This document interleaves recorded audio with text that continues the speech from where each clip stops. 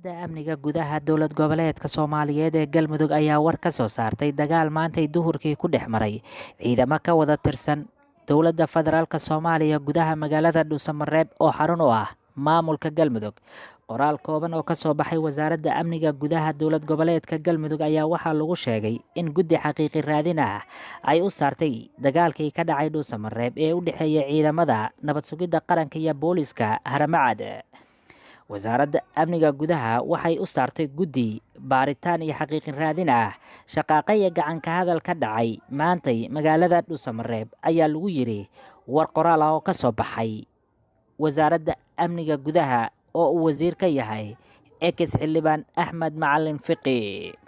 Sidoo kale wasaaradda ayaa tilmaantay in guddiga ay baaritaano ku samayn doonaan sababta keentay dagaalka dhex maray labada ciidan iyo waliba dhibaatooyinka soo gaaray bulshada rayidka. Ugu dambeynna Wasaaradda Amniga ayaa ugu baaqday ciidamada Dowladda Federaalka Soomaaliya ee ka howlgalo gudaha magaalada Dhuusamareeb iyo deegaanada kale ee Galmudug inay ilaaliyaan xasiloonida deegaanada iyo waliba sumcadda ciidamada qalabka sida ee qaranka.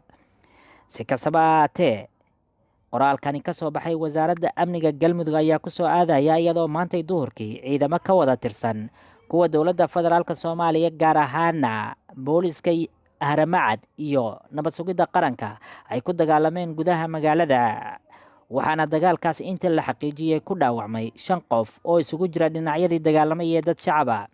Waxaana dagaalkaasi uu ka dhashay muran maalmihii la soo dhaafay ka taagnaa bar kontarool oo ku taalo magaalada Dhuusamareeb, taasi oo ciidamadu isku maandhaafsanaayeen hanaanka iyo habka loo maamulayo iyo cidda iska yeelanayso gacan ku haynta bartaasi kontarool.